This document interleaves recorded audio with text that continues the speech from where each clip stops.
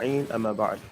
I just wanted to try to get in a couple of statements before we began, inshallah ta'ala, the class for um, the following weeks coming up. I don't know if we're going to hold class Sunday. It's really up to you guys. It doesn't matter to me. I'm still going to be away from work, if you would say. So it's not inconveniencing on my side. But we know it's the Eid. We know sometimes people have families that come from out of state, or people are traveling, or people just may want to take a breather. So if you want to skip next week's class, it's okay with me. Following that, we will still be on Sunday, but we'll be 10 to 12. 10 to 12. And we'll be on that schedule moving forward, inshallah ta'ala. So it's tentative. Up to whatever time I'll prepare, no matter what, inshallah ta'ala. And I'll be prepared to come for the class, inshallah. So you don't have to make a decision at this particular time, but it is up to you and the rest of the students in the class, whether you want to hold class for next week, inshallah. It's up to you guys, Shay.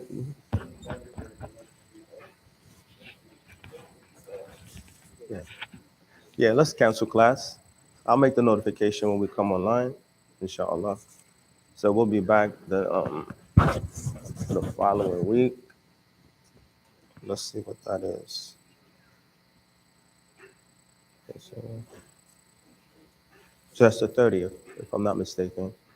We skip the 23rd. We come back for the 30th. طيب.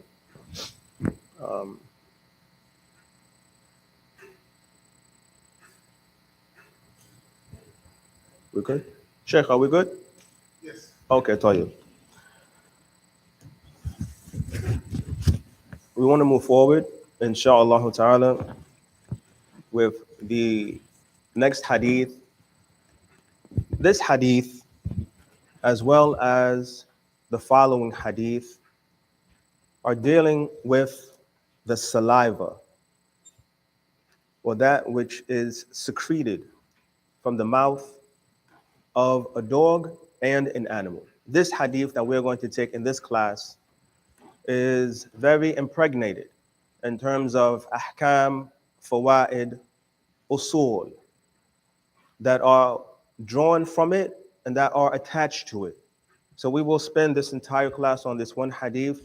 There is a host of information that revolves around this one hadith that is very beneficial besides the surface value of the text of the hadith. عن أبي هريرة رضي الله تعالى عنه قال قال رسول الله صلى الله عليه وسلم طهور إناء أحدكم إذا ولغ فيه الكلب أن يغسله 7 مرات أولاهن بالتراب أخرجه مسلم وفي لفظ له فليرقه وللترمذي أخراهن أو أولاهن. This hadith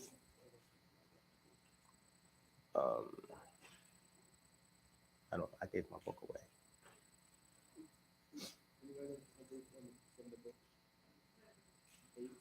Number 8.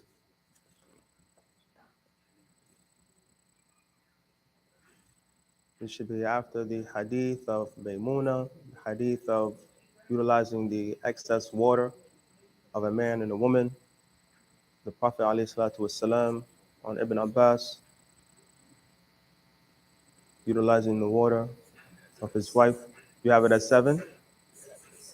It depends on the enumeration. And as we've mentioned before, this is because some of the narrations pertaining to a particular mawdu' or mas'ala, pertaining to a particular topic or issue, the riwayat, the narrations have been combined. And with some works, the narrations have been independently enumerated. So when we deal with the hadith of Abi Umama al-Bahili, radiyallahu ta'ala anhu, where the Prophet ﷺ is detailing for us the specifics of what makes water impure. It is a change by najasa in terms of taste, color, and smell. We had a riwayah of Ibn Majah and we had a riwayah of Al-Bayhaqi. Some books may enumerate both of these narrations as one. Some of them may independently enumerate them, and this will cause you to have at that junction an extra hadith. Then when you get to the class before this, or that which was previous to that class, where you have the narration of the companion who is not named, who has companioned the Prophet ﷺ, mentioning that he ﷺ has said, do not let any woman utilize the excess water of a man, nor any man utilize the excess water of a woman, but rather they should scoop the water in handfuls together. That may be enumerated as a narration. Following that, you will have the narration where the Prophet ﷺ اقتصل بفضل ميمونة. He utilized the excess water of Maymuna. لأصحاب السنن. After that, you have the narration that one of the wives of the Prophet ﷺ, she took a bath from a jafna, from a tub or from a vessel. And the Prophet ﷺ went to go utilize the water for purification. And she mentioned, Inni kuntu junuban. She mentioned that I was junub. And the Prophet ﷺ told her in response, Innal ma la yujnib, that the water does not become junub. That's one issue, but there are three different narrations. So you may find, based off of which particular work you have, these narrations have been enumerated separately. So they're going to amount more than if they are held to one narration with particular wordings. And at this point, we are basically, and Allah subhanahu wa ta'ala knows best, we are midway or slightly midway past half of this bab. It was my intent for this class to have a test, to bring everybody in 30 minutes before the class starts, and to give you a test on what has already preceded. 30 questions, 10 of them true or false, and other questions a multiple choice or either all of the above.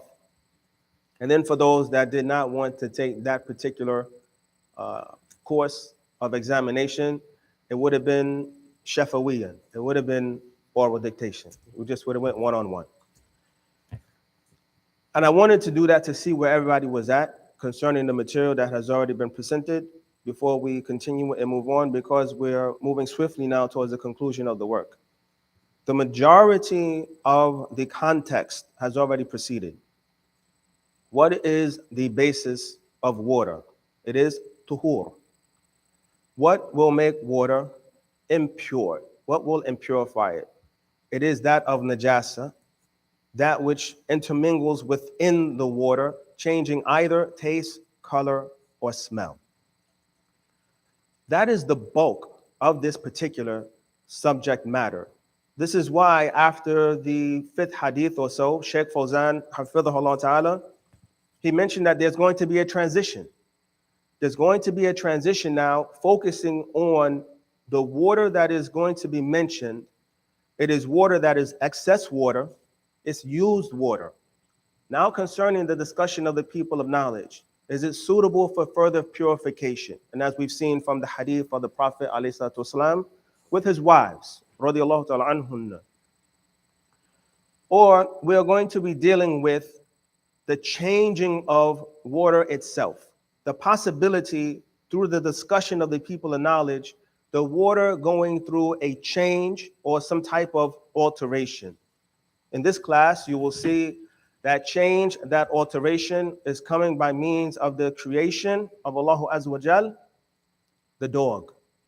The narration that follows swiftly behind it, the narration of the cat. But dealing with the su'ra, dealing with the saliva or the excretion from the mouth of the dog and the cat. So we see from this narration, Abu Hurairah radiallahu ta'ala anhu, he says that the Messenger of Allah sallallahu alaihi wasallam has said that tuhuru ina'i ahadikum, that the purification of any one of your vessels, إذا ولغ فيه الكلب, if a dog licks inside of it, and يغسله سبع مرات, that it should be washed and cleansed 7 times. أولهن بالتراب, the first cleansing should be with dirt. أخرجه Muslim, that narration is from the collection of Imam Muslim's work. وفي لحظ له فليرقه, and with the wording of him, meaning Imam Muslim. فليرقه, discard it, discard it. وللترمذي, and Imam at-Tirmidhi has a wording of his narration, أخراهن, one of them, or أولهن, the first. So you see from this particular narration, with its various wordings, you have from the narration of Imam Muslim that the vessel be emptied out. The vessel should be emptied out and its contents should be discarded. It should be washed 7 times. From the narration of Imam Muslim, the first washing should be with the dirt. From the narration of Imam at-Tirmidhi, one of the washings, or the first of the washings, should be with dirt. So obviously you can see there is some discrepancy. And this is going to be addressed, inshallah ta'ala. Shaykh Uthaymeen, rahimahullah ta'ala, he mentions qawluhu, the statement in this particular hadith of the Messenger sallallahu alayhi wasallam, tuhur. It is pronounced with a dhamma on the ta. Tuhur. He says, yaqulu al-ulama, the scholars, they have said, al-maftuhatu ismun lima yahsulu bihi shay. When this particular kalima or this particular wording is pronounced with a fatha, he says that the scholars, they say, it is ismun lima yahsulu bihi shay. This is a name for which you utilize to do something. It refers to naming something, referring to something that you utilize to do something. So tahur is referring to the water that you utilize for purification, which is tahara.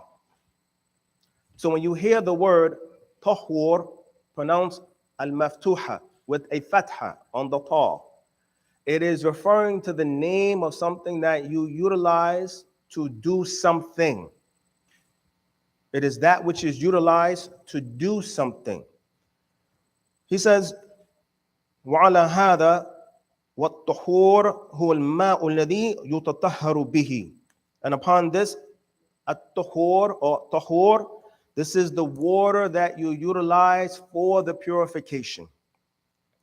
وَالطُّهُور, when it is pronounced now with a dhamma, هُوَ الطَّهَارَ نَفْسُهَا. It is the actual cleansing and purification itself. I'm going to get the markers. I forgot the markers here.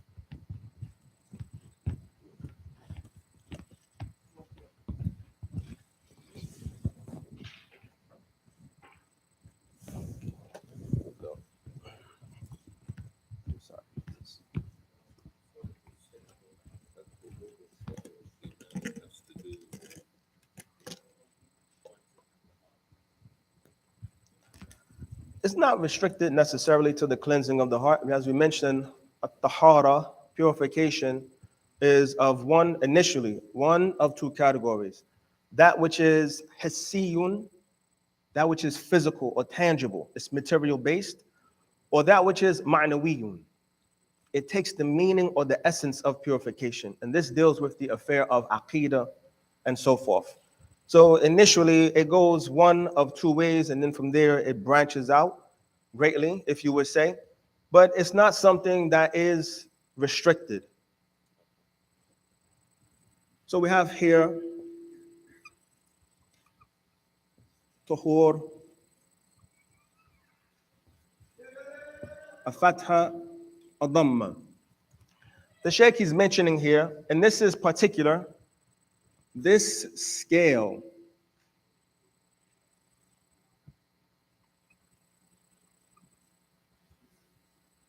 is fu'ul or fa'ul.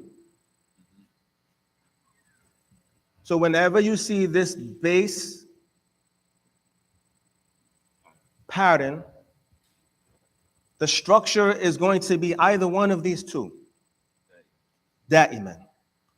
What you're going to do is, based off of what vowel pointage you see here, you're going to determine which application applies to it.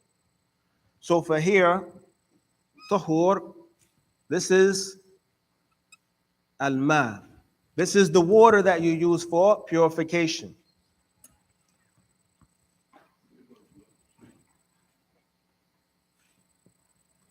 With a dhamma, it is the actual action. It is the fi'l. So the Messenger of Allah sallallahu alaihi wasallam is mentioning in this particular narration tuhur, the cleansing that will take place of any one of your vessels that has been licked by a dog, is that by the wording of Imam Muslim, the contents of the container or the vessel should be discarded. It should be discarded.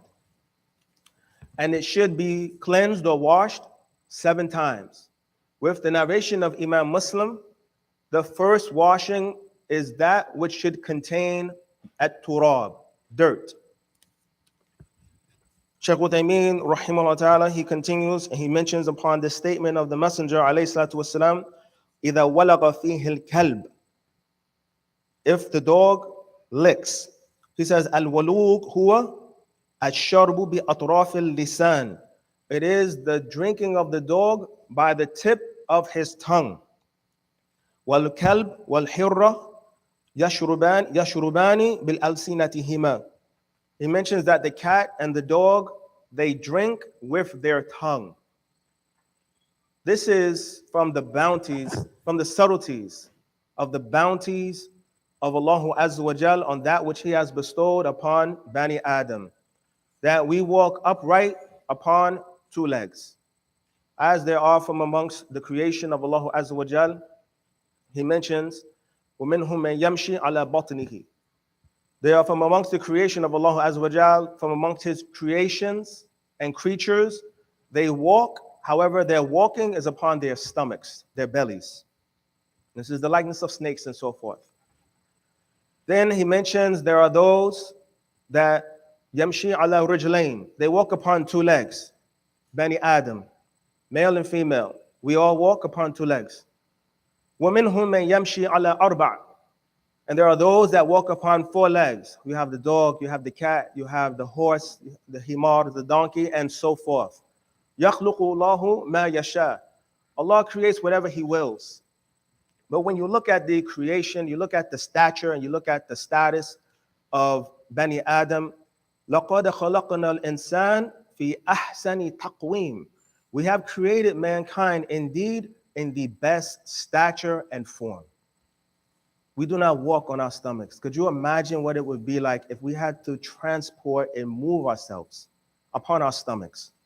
Or if we had to drink from our tongues? Or if we were other animals that had various other aspects of their creation that were necessitated upon us to fulfill the very basics of our lives. This is from amongst the fadl. This is the bounty of Allah Azza wa Jal, that not only has He created us in the best fashion and mold, but He's made everything else in the earth subject to us. This is from the subtleties of the tawheed of Allah Azza wa Jal. Shaykh Uthaymeen, rahimahullah ta'ala, he mentions concerning the statement, Ulahunna bit turab, the first washing with dirt. Yani, he says, meaning, Ula hadhihi as-sab'i bit turab, the first of these first washings will be with dirt. Walakin kayfa yakuna ulahunna bit turab. He says, however, how is the first washing going to be with dirt? He says, Laka khiyar bayna thalathati umur. Shaykh Uthaymeen, rahimahullah ta'ala, I'm going to erase this. The markers or the erasers, they weren't here. I have to do a lot of erasing with tissue. Yeah, I don't know where they're at. Abdulaziz may have put them away. Maybe the children may have been playing with them. Lebe Sheikh. No, no worries. Yeah, no worries. طيب.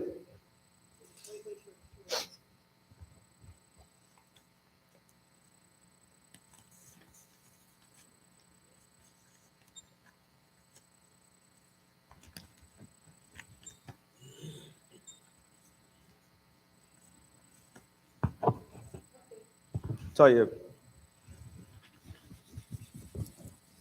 And as you can see, we mentioned that pattern, that scale follows every word that is utilized on that scale. And there is that which we are very familiar with during this time of the year, suhoor. Suhoor and sahur. So when utilizing the fatha upon that pattern, using the three base words, sahara, sahur, this is actually going to be the meal or whatever the individual utilizes for their intake, whether it's fluid or whether it's solid. Sahur is your intake for suhoor. Suhoor is the practice, it's the actual action. And then you also have at the conclusion of the fasting, daily, yomiyan, the breaking of the fast, futur, the iftar, as is commonly mentioned to. Futur would be what you would break your fast with. Futur would actually be the practice or the action of breaking the fast. So by narration from the sunnah of the Messenger, alayhi salatu wassalam, what should be eaten for fatur? What should be eaten for fatur? When you have the iftar, I'm going to erase this again. Inshallah. When you have the iftar or the fatur, breaking the fast now. I'm using the fatha, so it's letting you know I'm utilizing something to break my fast. What is the sunnah by narration to break the fast with?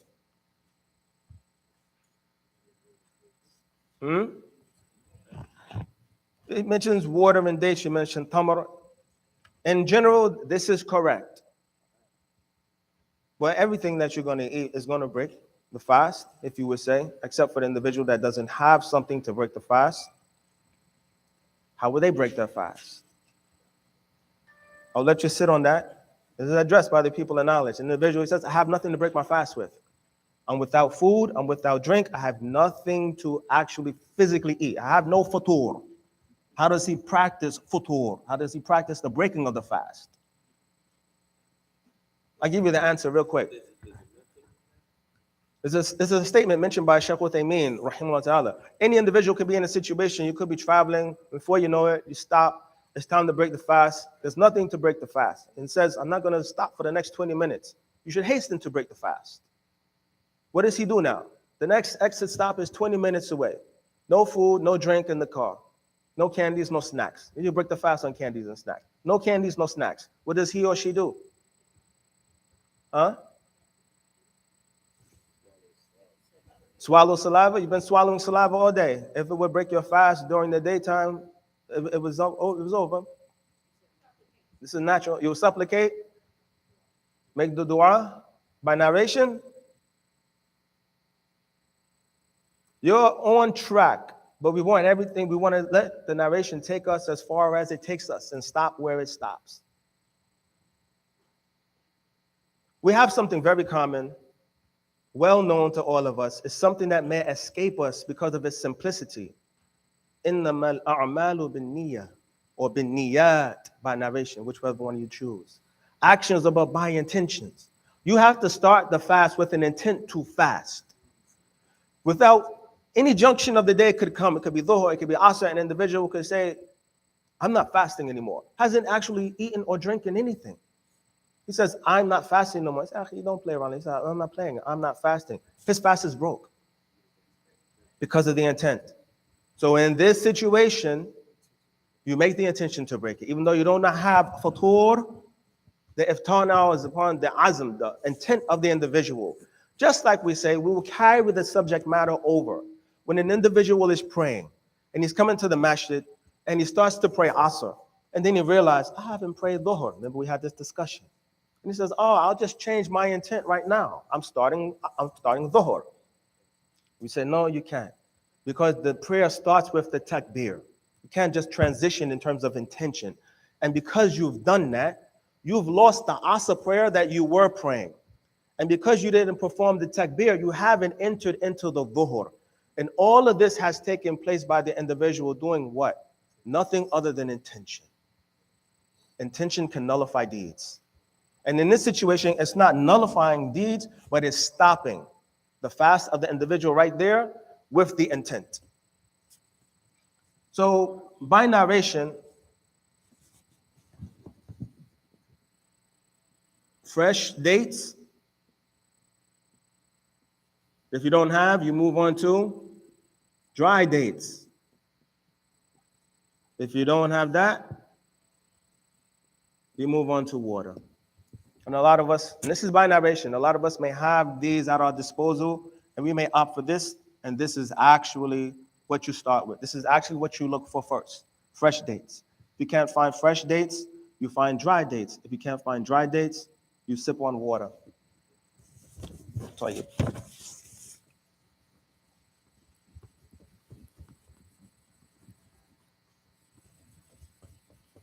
So now the Shaykh, rahimahullah ta'ala, he mentions, for the individual that is going to wash this container or this vessel 7 times, the first washing is going to be with dirt upon the narration of Imam Muslim. Check what they mean. He mentions, how is the washing going to be done? And he says, you have an option of 3 choices.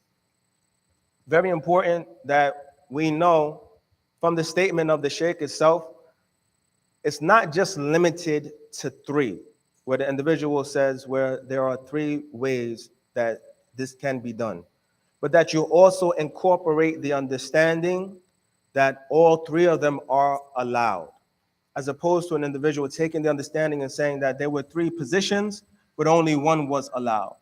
However, yet, Shaykh Uthaymeen, rahimahullah ta'ala, he mentions the first, and تغسله أولا بالماء ثم تضر التراب عليه. The first one, you're going to wash it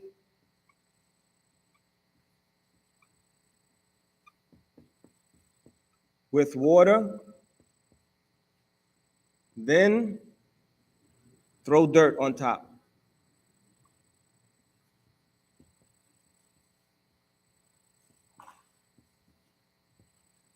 And mix it. That's the first. الثاني, the second, that you're going to put التراب عليه ثم تصب عليه الماء. You put the dirt first.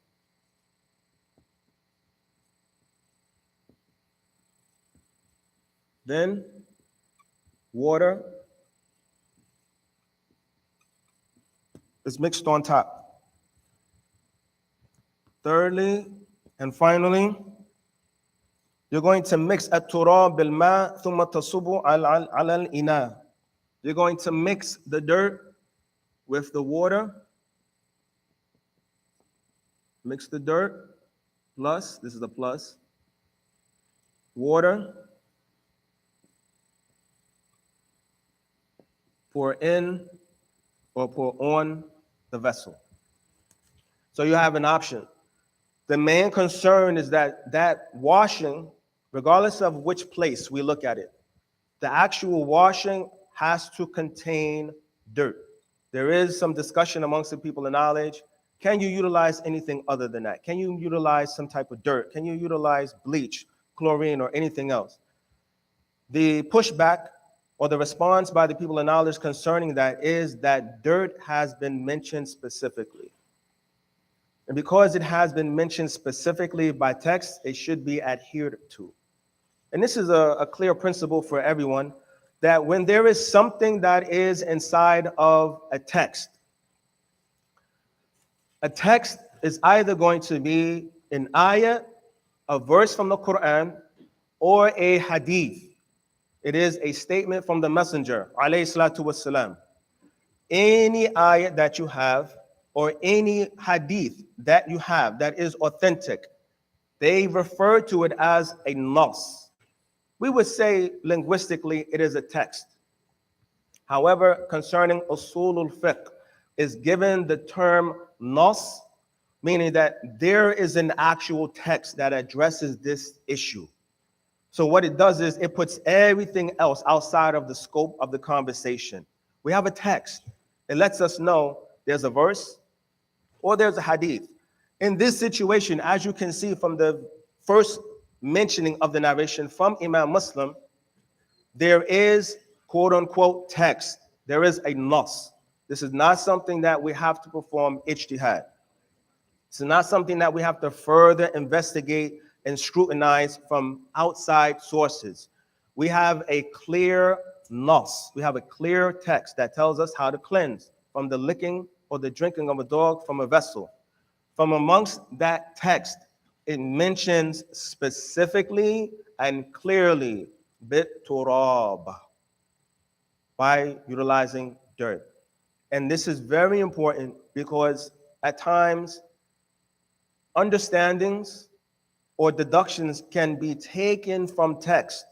However, we would caution individuals in all circumstances at that particular junction by saying, if the text has presented and spoken about the issue, you have to stop there. Don't go further and don't go beyond it. There are some issues where some scholars may take particular positions and they may say it is permissible or it is not permissible to do X, Y, and Z.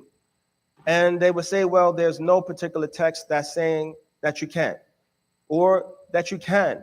However, the response to that is when there is a text, when there is an ayat, when there is a hadith, and it's clear mentioning what is the murad, what is intended from the text, you stop with the text. There is a principle that is mentioned by the people of knowledge concerning usulul fiqh, la ijtihad ma'an nas. There's no ijtihad when there's text. Ijtihad is where you're trying to deduce what a ruling is. What is the understanding? When you have a nas, a clear text is giving you the ruling. And I'm only saying this, and I hope I'm not stepping on any toes. And I'm only saying this because when it comes to the issue of an individual paying their zakatul fitr, it comes by text what is mentioned. However, there are positions and there are statements of people of knowledge, bona fide people of knowledge that are contrary to what is in the text. So what should you and I do? If the text has clearly told us what it desires of us, that's where we should go and that's where we should stop. If individuals, for whatever the reason is, intend or desire to go beyond that, that is dealing with the credibility and the soundness of their ibadah. With anyone understanding that the Prophet ﷺ, in the narration, he told us that if a dog licks within the container of any one of you, its purification, its cleansing, is that it should be washed 7 times. Would anyone say, I think one is sufficient? Because there are scholars that say so.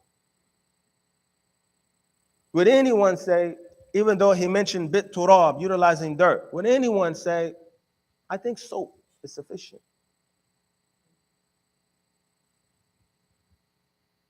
There is serious questioning and suitability of that particular practice. He said 7, you did 1. He said dirt, you used soap. So this is just a mawqif, this is a principle in engaging the text. Go where the text takes you. Go as far as the text will take you because it's from the rahmah of Allah Azza wa Jal. Yuridu Allahu bikum al-yusra. Allah wants ease for you. And entailed inside of that, there's mercy and there's ease in the text. Going beyond it is not accepting. that ease. It's not accepting that mercy to the degree to say, I'm going to go beyond this. Then individuals, all of us, whatever the issue is, because this process can be transversed upon various issues and various subjects. Even when we get to the wudu, we'll find that one of the companions, he went beyond the elbow. And when washing the foot, he went beyond the ankle bone. However, yet, every individual will be questioned about their ibadah. Where did the Prophet ﷺ go? By text. The Prophet of mercy. The Prophet that wants ease for you. The Prophet that is stressed by difficulties placed upon you. Go where he went and stop there. So the Shaykh, he mentions here, you have 1, 2, and 3 options when washing the container. Now, what's very important concerning this, Shaykh Uthaymeen, rahimahullah ta'ala, he mentions, Al-muhim anna al-ula huwa allati yakunu ma'aha at-turab. He says, what is important though? It is that the first washing is what should be with the dirt. It doesn't matter which of these processes or steps that you take in utilizing the dirt. Shaykh Uthaymeen, rahimahullah ta'ala, he mentions, he says, Al-muhim anna al-ula. The first washing should be the washing that you utilize the dirt. Shaykh Uthaymeen, he continues and he mentions, قوله أخرجه مسلم. This narration is collected by Imam Muslim. He says, الواقع أنه أخرجه البخاري ومسلم وغيرهما أيضا. He says the reality of it is that this narration has been collected by Imam al-Bukhari, Imam Muslim, and other than them. When I went back and I did my little slight research, which really only takes the turning of a couple of pages, depending on what book you have. The scholars have already done the takhrij. They've already done the research and the investigation. Where is this narration found? With Ibn Hajar, rahimahullah ta'ala, as-sab'a means what? In terms of takhrij, where the narration is located. This is bringing back the other notes. This would have been on the exam. What is as-sab'a with Ibn Hajar in this particular work? Bulugh al-Maram. أخرجه السبعة. Collected by who? The 7 refers to who? Al-Bukhari, Muslim, Abu Dawood, At-Tirmidhi, and Nasa'i, and Ibn Majah. And that's 6. That's the Ashab al-Sunan, right? That's the 4 with Bukhari and Muslim. That's 2 on top of 4, which is 6. Imam Ahmad. When you go and you look up the takhrij of this particular narration of Abu Hurairah collected by Imam Muslim, you will find it is collected by Imam al-Bukhari, as Shaykh Uthaymeen rahimahullah ta'ala is mentioning. It is also collected by Abu Dawood, At-Tirmidhi, An-Nasa'i, Ibn Majah, and Imam Ahmad, and others. Shaykh Uthaymeen rahimahullah ta'ala, he mentions here, لكن أحيانا يقول العلماء, he says at times you will find that the scholars, they will say, أخرجه Muslim, that Imam Muslim has collected the narration as is here, مع أنه للجماع كلهم لأن هذا لفظه, because this is the wording of Imam Muslim. It does not mean that this narration is not collected by other than Imam Muslim. This narration of Abu Hurairah, it is collected, if you could say, by as-sab'ah, أخرجه السبعة. However, yeah, Ibn Hajar has only presented Muslim. This is the wording of Imam Muslim. He mentions here as well that when Imam Muslim, Shaykh Uthaymeen, he says here, وَقَوْلُهُ وَفِي لَحْظٍ لَهُ, and in his wording, he says, a Muslim. This is the wording of Muslim. فَلْيُرِقْهُ, discard it. He says, يَعْنِي قَبْلَ أَنْ يَغْسِلَهُ, that should be done before you wash. ثُمَّ يَغْسِلُ, then you wash it. What is important is a very slight notification. And we're not going to harp on it. We're not going to stay on it because it's not the class for it. It's not the time for it. This wording that is being presented by Imam Muslim, it is challenged by other scholars of hadith. That you will see that Ibn Hajar, he's mentioning specifically now, وَفِي لَحْظٍ لَهُ, and in a particular wording for Imam Muslim, فَلْيُرِقْهُ, discarded. The other collectors don't follow him upon that wording. There are those, as we've mentioned, and this is on the coattails of the discussion, is every narration in Sahih Muslim or Sahih Bukhari Sahih. There are those from the people of knowledge that pushed back from amongst their own contemporaries that said that narration is not Sahih. There are those from the people of knowledge, and this is why Ibn Hajar rahimahullah is mentioning this. There are those from the people of knowledge that do not hold that this particular wording, فَلْيُرِقْهُ, is authentic. This is something that is in the narration of Imam Muslim. It's not for you and I to challenge it. However, yeah, it goes back to the conversation that we mentioned previously. Very briefly, now its head is surfacing here. Although not 100%, the discussion upon any of the tables of the people of knowledge at this junction could entertain that path, where they would tell you, hands down, not every narration 100% is looked at and viewed as being sahih unanimously by the people of knowledge. What is unanimously agreed upon is that the majority of the work, it is sound and it is sahih and it is accepted by the ummah. However, there are specific narrations, and this is one of them with Imam Muslim, that others from the people of knowledge, they say that particular narration with that particular wording, we have some content and we have some conflict with it, some disagreement with it. Now, you make an excellent point. I utilize Jamil Sahih to find narration when I want to know what the status of it. mm-hmm. And I was saying to myself, why does the text either leave out a word or add a word here? And I'm gathering now from what you're saying, because the Sheikh, what he'll do is take from the muhaddithin who's all in agreement to say this text is better than that text. Yes. That's the reason why you won't find Yes. text. At times, you will find there are narrations that will be chosen specifically over narrations that are in the collection of Al-Bukhari and Imam Muslim. The wording. Because the chain that comes with it or the wording of that particular narration, there's some kalam. There's some pushback from some of the people of knowledge. This, if you would say, is without a doubt an advanced discussion concerning the science of hadith. But it is something that we don't want to fall upon the feet of the average individual for the first time, and they say, I've never heard anything like that before. I'm not sure what's really going on. We want you to understand there is a conversation. How well abreast you are on the conversation, you and I, is going to be a different level.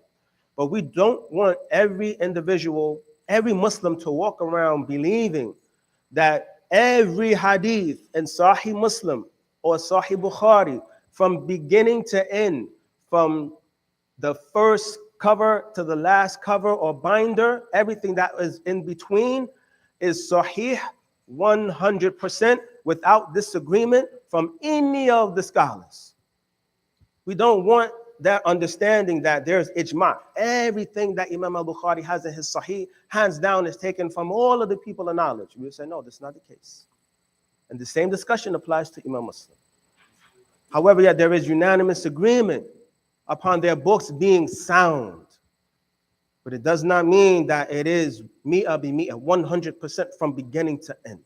As we mentioned, it is an advanced conversation, but we don't want it to be a conversation that lands on your lap for the first time in unfamiliar settings, unfamiliar surroundings, or maybe from unfamiliar sources that try to utilize it to have Cont, to have some type of blame, to have some type of deficiency, to have some type of fault with your deen.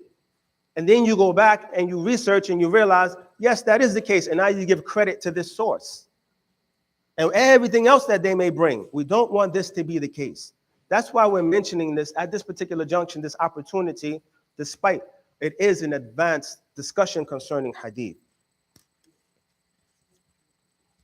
Shaykh Uthaymeen, rahimahullah ta'ala, he mentions, وَلِلْتِرْمِذِي, and the narration of At-Tirmidhi, أُخْرَاهُنَّ أَوْ أُولَاهُنَّ. The narration of Imam At-Tirmidhi, he mentions one of them or the first of them. Shaykh Uthaymeen, he continues and he says, أتى المؤلف بهذا اللفظ بهذا اللفظ الترمذي. He says that the author Ibn Hajar, he brought this wording of At-Tirmidhi لأنه يريد أن يجعل أو هنا للتخيير, because he wanted to utilize the particular wording أو, which really means or, for takhyir. When you see this, generally you will take the understanding it means or. أو تريد الماء أو تريد التمر. Do you want water or do you want dates? أنا أريد التمر لإفطار الصيام. I want tamar to break my fast. However, yet when it comes to hadith, you have to be careful, because the narrator may be utilizing O here for or in terms of option. It can go this way. He did this or he did that, or he could be going this way. I'm not sure. I'm not certain. The Prophet did this or he did that. You'll find this is common within hadith. The rawi, the actual narrator, he's not sure. He's going to narrate what he knows upon what he feels is concise. And he's not going to have jism. He's not going to have firm conviction it was this when there is speculation from himself. So he's going to either give you the understanding that the O is for option or doubt. So when you look at the narration of At-Tirmidhi, with the Prophet ﷺ, he's saying here, أُخْرَاهُنَّ أَوْ أُولَاهُنَّ. The first of them, one of them, or the first of them. Is he actually saying one of them or the first of them, meaning you have an option, or is he saying any of them, or it's the first of them, meaning I'm not sure? It's a possibility. Shaykh Uthaymeen, however, he's saying that Ibn Hajar, rahimahullah ta'ala, he presented the narration of At-Tirmidhi with the understanding that it was based upon takhyir. It was based upon option. That you could do either or. You can wash any one of them with dirt, or you can utilize the first washing with dirt. He says, مع أنه يمكن أن يقال, with it being possible to be said, إنها للشك. He said it's possible that we could also say that this wording now holds the understanding that it's for doubt. He said, إذا كانت للشك فإن لفظ مسلم ليس فيه شك. He says, if there is doubt in the wording of At-Tirmidhi, there is no doubt in the wording of Imam Muslim. فيحمل المشكوك فيه على ما لا شك فيه. So now we're going to utilize that which there is no doubt within concerning that which there is doubt. Concerning the narration of At-Tirmidhi, the O here is referring to أخراهن, any one of them, أو أولهن, or the first. So we have an option now. We don't know. Is this really an issue that it should be the first or that it should be any one of the seven? Shaykh Uthaymeen, he says, in this situation, what we do now is we return that which is doubtful. When it's doubtful here now, you're not sure if it's the first or if it's any of them. He says, in this situation, return this back to that which is certain, there is no doubt. The narration of Imam Muslim, أُولَاهُنَّ بِالتُّرَابِ. The narration of Imam Muslim mentions the first washing should be with the dirt. He says, وَحِينَئِذٍ تَكُونَ الْغَسْلَةُ الَّتِي فِيهَا التُّرَابِ هِيَ الْأُولَى. He said, now we'll find that the washing that's going to have the dirt inside of it is going to be the first washing. He says, الرواية التي لا شك فيها تعتبر من قبيل المحكم. The narration of Imam Muslim that does not have the doubt inside of it is looked at as if that nas, that text is muhkam. Its ruling is clear and it's decisive. When you look at the ayat of the Quran, Allah Azza wa Jal, He mentions from amongst the verses inside the book, there are those that are, He says,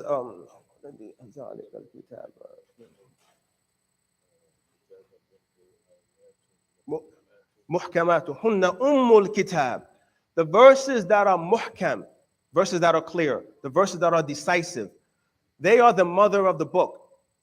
Meaning these are the majority of the verses, and these are where the verses return back to. And then he mentions that there are other verses that are mutashabihat. Verses, these verses, they're not clear. They're general. They're vague. For those that have doubt and disease in their heart, they follow the unclear, vague text. The process that should be taken for you and I, this is the process of the people of knowledge. Whenever there is a text that is not clear, we return it back to a text that is clear to clarify it. The narration of At-Tirmidhi, whether it's the first or any of them, this is mutashabih. It's not clear. Because if it was an issue of an option, there's a conversation concerning it. If it's an issue of doubt, the way to resolve it, return it back to a clear text. Do we have a narration that the Prophet sallallahu alaihi wasallam said, "Da ma yuribuka ila ma la yuribuka," also apply? At this junction, Allahu A'lam, is depending on the conversation, it's possible it may apply to the convo. In general, outwardly at this point, I don't know. I don't see if you would say. It could be into the conversation depending on where the conversation goes. But just in general, Allahu A'lam. Allah knows best. Now,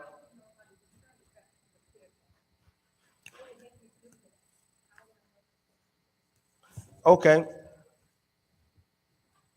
Whether it's a verse from the Quran or it's a hadith, if that text is sarih, it's clear, it's going to give you what is desired from the text apparently.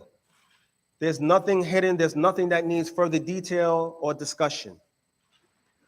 If the text is vague or general, not clear, that text now has to return to a text that's similar to it, that is clear. Because they go hand in hand. It's just one is clear, one is not clear.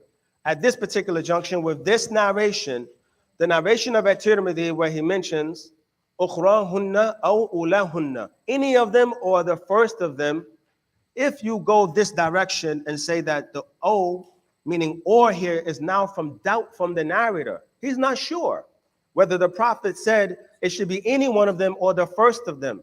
We said that's not a clear text. Do we have any text that details for us specifically where we should go? Yes, the hadith of Imam Muslim. Ulahunna bit turab. That narration is muhkam. It's clear, it's concise, and it's judging. There's no doubt concerning it, and there's no vagueness, there's no obscureness concerning, is it abstract? Can we really understand that the first mean the first? You say no, it's clear. It's a text, it's a nas, and it's sarir, it's muhkam. It's clear, it's judging, and it's concise. So Shaykh Uthaymeen, rahimahullah ta'ala, he says here now, وَالَّتِي فِيهَا الشَّكْ مِنْ قُبَيْلَ الْمُتَشَابِهِ. And the narration that has the doubt inside of it, which is the narration of At-Tirmidhi, that is a narration that is referred to as being mutashabih. So the narration of Imam Muslim is muhkam. The narration of Imam At-Tirmidhi, it is mutashabih. It's general and it's vague. Shaykh Uthaymeen, rahimahullah ta'ala, he mentions here, وَالْقَاعِدَةُ الشَّرْعِيَّةُ. Now he's going to give you a principle, a governing principle that you're going to utilize with text. Text meaning a nas from the Quran or a text or a nas from the hadith. He says, وَالْقَاعِدَةُ الشَّرْعِيَّةُ فِيمَا إِذَا كَانَ مُحْكَمْ وَمُتَشَابِهٌ. So now if we have something that's muhkam and we have something that's mutashabih, and نجعل المتشابه على المحكم حتى يكون الجميع محكما. This is a very beautiful statement of Shaykh Uthaymeen, rahimahullah ta'ala. He says here now, what you're going to do is that you're going to take the narration that is mutashabih and you're going to return it back to the narration that is muhkam.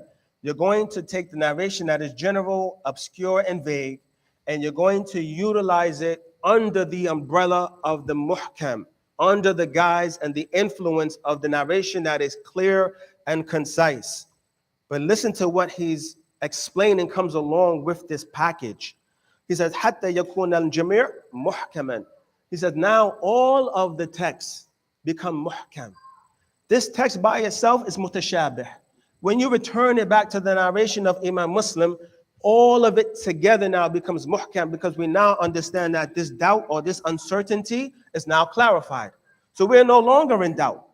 But another beauty of what takes place in this process, this text and that text both get utilized at the same time. Nothing is discarded. And this is very important. So Shaykh Uthaymeen, rahimahullah ta'ala, or Shaykh Sa'di. I want to give you something from Shaykh Sa'di, rahimahullah ta'ala, in his Risalatun Latifatun Jami'a fi Usul al-Fiqh al-Muhimma. This is the titling of his small brief work on Usul al-Fiqh. He mentions the fasl, the subject matter of Udu ila dalala, Nusus al-Wahyaini, returning to the proofs and the evidences of the two revealed texts. This is the Quran and the Sunnah. He says, وَالنُّصُوصُ الْكِتَابِ وَالسُّنَّةِ, and the text of the Quran and the Sunnah, minha am, there are those texts, they are general. And he says, وَمِنْهَا خاص, there are those texts, they are specific. He says, فَحَيْثُ لَا تُعَارُضْ بَيْنَ الْعَامِ وَالْخَاصِ, and when we find that there is no conflict between the general and the specific text, عُمِلَ بِكُلِّ مِنْهُمَا, we utilize both of them at the same time.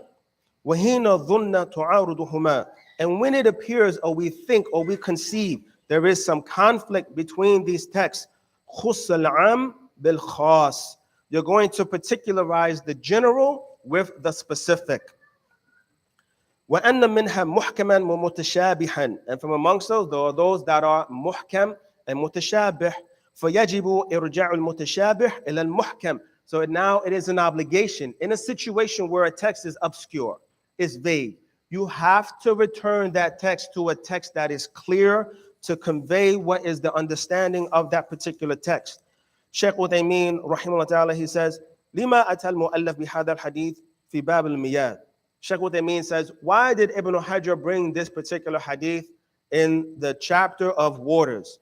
مَعَ أَنَّ الْأَنْسَبِ, when it is more appropriate, and yakuna fi bab al-izalatu najasa wa bayaniha, that he should have presented this narration is more relative and appropriate, that this narration should have been mentioned in the chapter of the removal of impurities and clarifying the impurities and clarifying the removal of the impurities. He says, yuqal, it is said, إنما أتى به ليبين أن الماء القليل إذا ولغ فيه الكلب فإنه يجب اجتنابه ويكون نجسا حتى وإن لم يتغير. Shaykh Uthaymeen, he says, now this is the reason why Ibn Hajar, he brought this particular narration in the chapter of waters, that he can clarify that a small amount of water, if a dog licks inside of it, it is an obligation and a must that you must discard it, and that the water has now become najis even if it has not changed because of the saliva. Because of the saliva. Remember, the first five narrations, we were dealing with what is the basis of water? What is the natural property of water? It is tuhur. It is pure within itself. It can purify other than itself. And it does not change unless there is some type of impurity that goes inside of it that does what? It changes it. With this, it does not mention if there's a change. You have to discard it because it becomes najis. He's saying this is why this narration has been mentioned in the chapter of water. Although it is more appropriate that this narration goes in the chapter of impurities.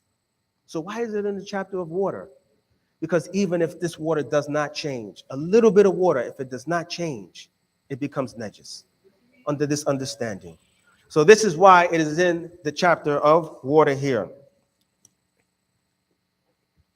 So now, before we get to this, I'm going to give you 2 or 3 statements from the people of knowledge concerning the affair of the dog. Muhammad ibn Adam, rahimahullah ta'ala, he says, قال الأعلامة الشوكاني رحمه الله تعالى في الشرح المنتقى.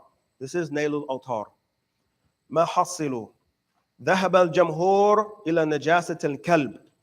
The majority of the people of knowledge, they hold that the entire dog is najis. Why is this important? Because if we hear the term jamhur, we understand that there's some difference. Not all of the people of knowledge hold that the dog is najis itself in its entirety. From amongst them, Muhammad ibn Adam.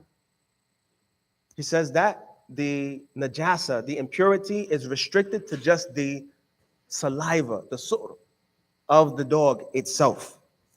But the majority of the people of knowledge will hold the entire dog. This means now what? His fur, his sweat, everything, the skin, everything of the dog is najis.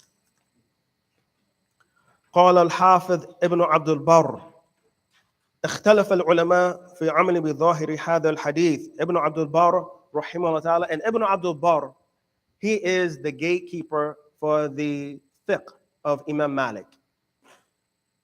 Everything of establishing is that the madhab of Imam Malik in fiqh, or denouncing, no, that is not the madhab of Imam Malik in fiqh.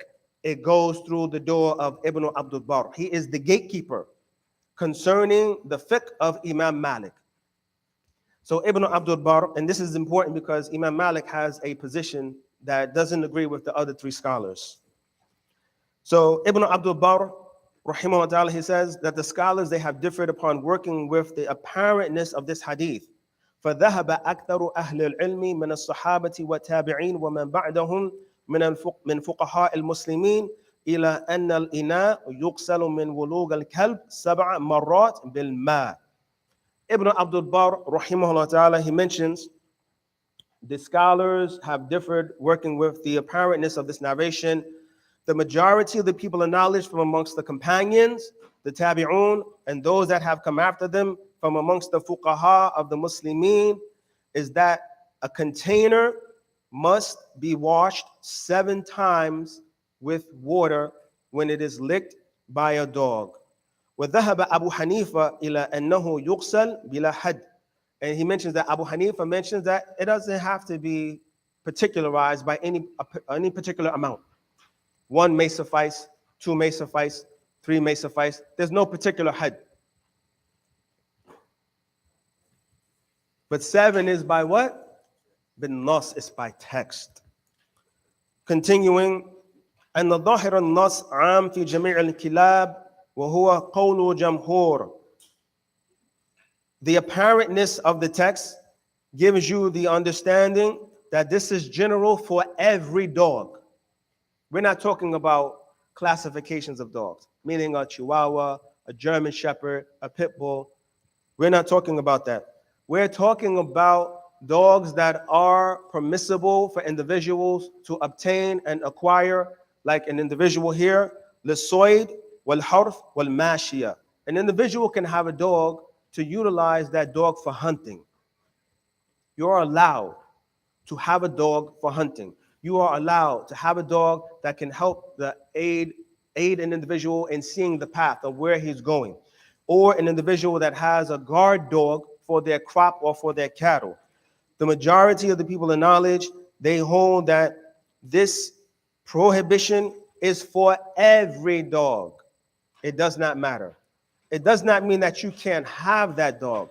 It just means that you will wash from them as well. So even if you have, as Sheikh Uthaymeen, rahimahullah ta'ala, he mentioned, extending upon the basis of an individual, having a dog that could aid them upon walking through the path. He said we will utilize that as a basis for an individual to have a guard dog. Now, inside the house, this is another conversation. But just the allowance, are you allowed? Is it permissible to have a guard dog? We're not talking about where does the dog live, akhi. That's not the conversation. Am I allowed to have a guard dog? Sheikh Uthaymeen, rahimahullah ta'ala, he says yes. Based on the principle that if the service dog is not only helping the individual see the path, but do what? Ward off individuals that could harm him. He said this could be utilized for the bait, for the house as well.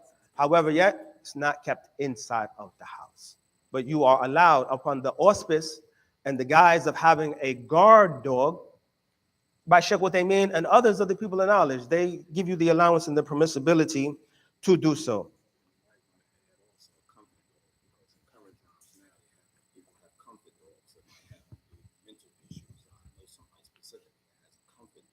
Mm-hmm. Lap dog, basically, that you can take anywhere by law, nobody can give you any problems with it. I'm gonna halt me. I'm gonna halt. No, I know what you're saying, because even where I work, people have service dogs, and you see a person get on a train, you can't tell. There's no classification for a service dog, meaning it can't be beyond a certain height or length or degree of teeth or whatever the situation is. It's just the characteristic of the dog. Does the dog become fierce and aggressive amongst people? That's the conversation. It's not what kind of dog. So you may be on a train and somebody comes with a Great Dane as high as your waist, and they say it's a service dog. And by law, you can't ask them, prove it, present the documentation.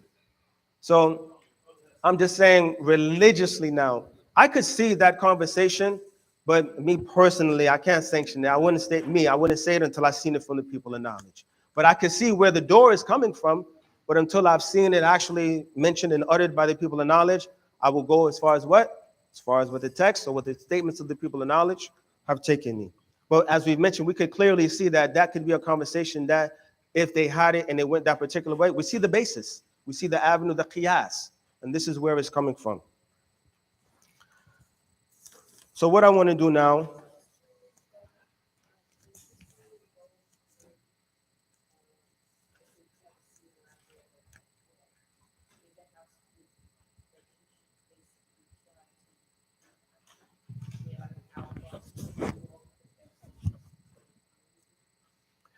to tell you the truth, although I've seen the allowance for an individual to have a walking dog, I've never seen anything from the people of knowledge that discusses that dog being in the intimate confines of the house. That's just me personally. Somebody else may have seen it. There may be some statements concerning it. Maybe they could forward it to me or somebody in the administration. But an individual, for the most part, individuals who are without sight are very familiar with their intimate confines. It's when they go into foreign regions or realms or locales that they need help or aid or protection that the dog actually is now servicing that individual. But within the confines of the house, if you would say for the dog to walk the individual to the bathroom or protect them going to the bathroom, Allah knows best. I have not seen anything from the people of knowledge, despite allowing an individual to have a walking dog, that allows them to have it inside of the house. It's possible, but me personally, I have not seen it.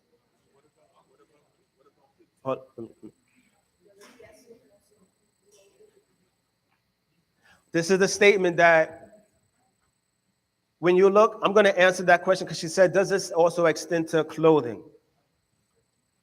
Imam Malik, rahimahullah ta'ala, he has the understanding that this washing that takes place from the dog is ta'abbudi. We're just doing it because we were commanded bin nas, by text. We don't know why. With Imam Malik, he says, yeah, you discard it because the narration tells you discard it. But at the same time, if it was food in the vessel, he says don't discard it. You will be allowed to eat it. Because he does not see the impurity of the dog on this particular narration, the licking of it. It's just ta'abbudi. They say, well, why are you going to discard the water then?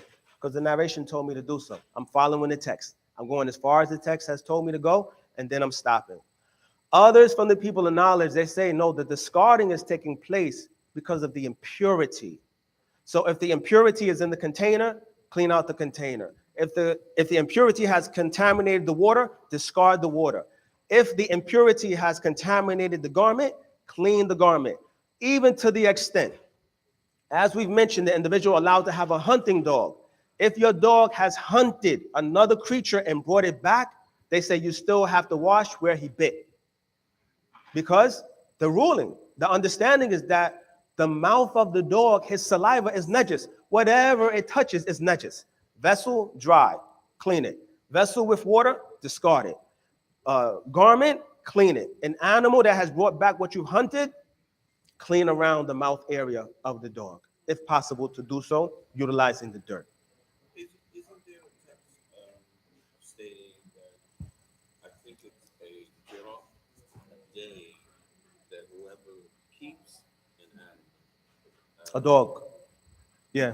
keeps and that you lose a giraffe a day? I think it's two, actually. We'll go back and check, but I believe it's two. You lose a great amount of reward for acquiring a dog that's unlawful for you to acquire. You lose a great amount of reward.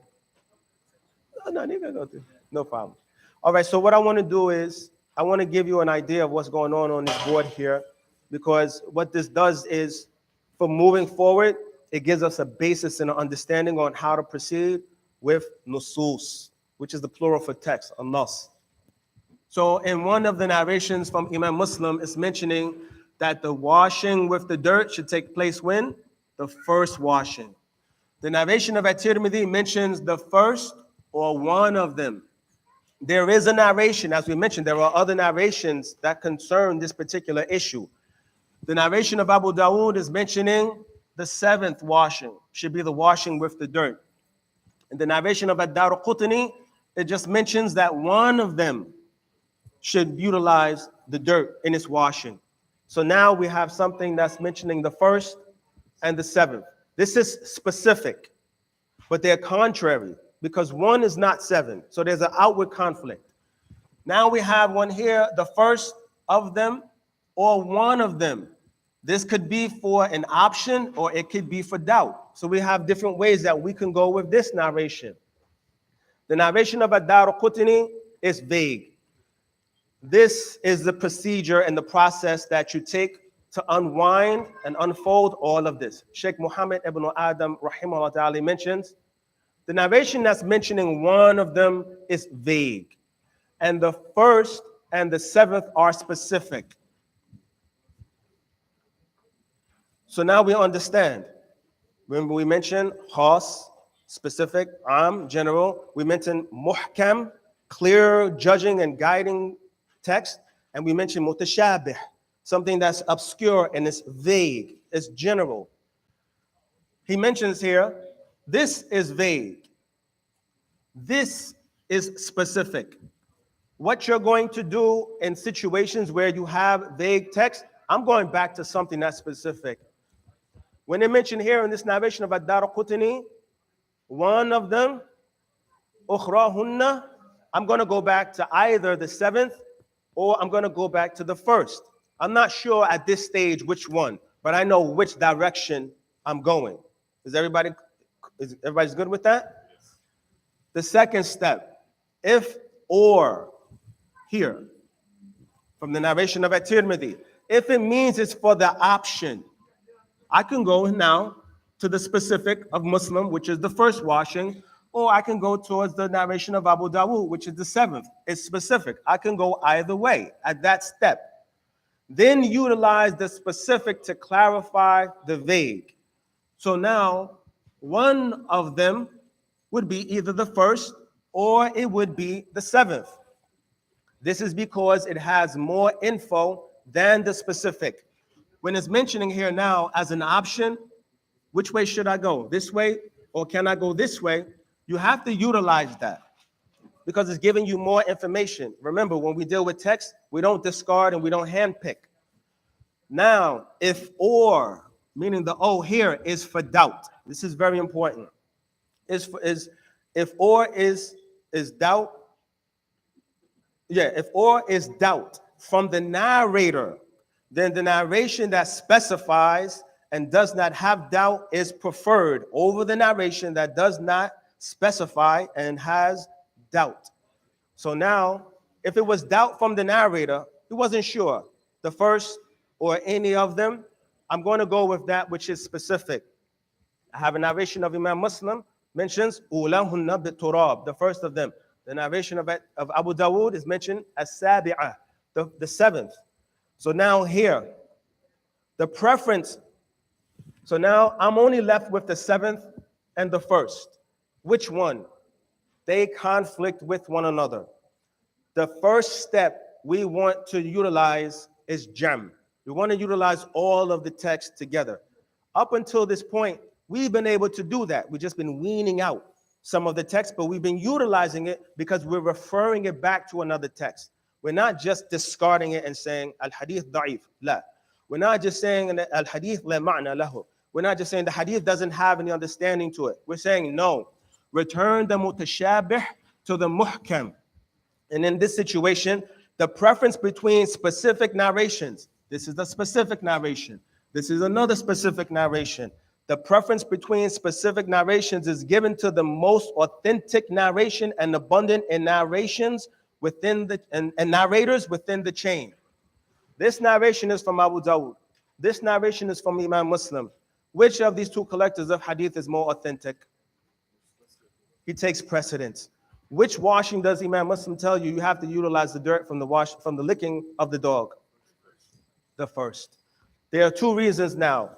The first step, when we utilize all these different texts, jam, I want to utilize all of them together. If I can't utilize all of them together, nusir ila nasakh, abrogation must be taking place. But we have to have a time frame, and it must be impossible to utilize all of the narrations together. Say, no, we can't utilize the narrations together, and I have to know the time frame. So we don't know the time frame here. There's nothing presented concerning a time frame. We move to the next step. It is tarjih. We now have to utilize one narration over the other. We've returned mutashabih to muhkam. First and seventh, they are both specific. There's no doubt concerning the narrator. He mentioned the first, he mentioned the seventh. So now at this stage, at the end of the day, they both conflict. Which way to go? One of the means of tarjih, the narration that is classified as being the most authentic, and we gave you this previously.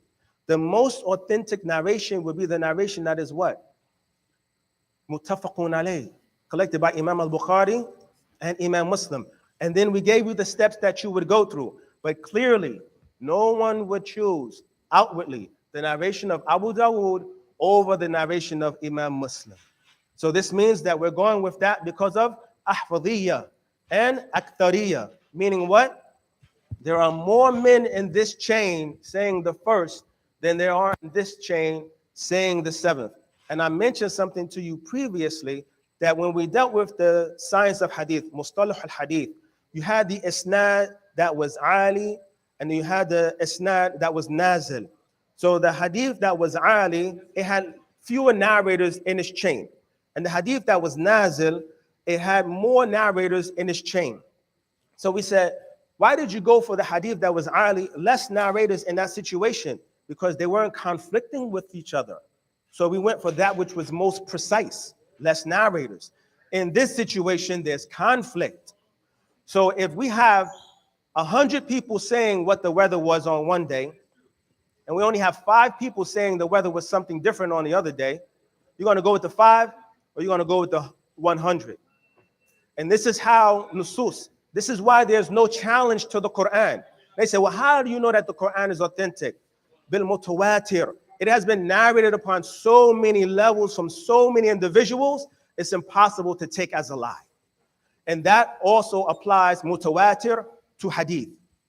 So now when you have a chain that has an abundance of narrators saying one thing, and then on the other end, there's a handful of individuals saying something different, we're going with aktariya. So this in terms of tarjih, why are we taking it to be the first as opposed to the seventh? Because this narration is more authentic than this narration, and this narration in its chain, more men are saying it was the first than men that are saying it was the seventh. هذا وصلى الله وسلم وبارك على نبينا محمد وعلى آله وأصحابه أجمعين سبحانك اللهم وبحمدك أشهد أن لا إله إلا أنت أستغفرك وأتوب إليك. Anything? Mr. Imam to the meeting said that. He said that whenever you look at a narration, he said you should always try to find its parts. Most He said definitely. because a lot of people they immortalize a text, not knowing that they only have like a portion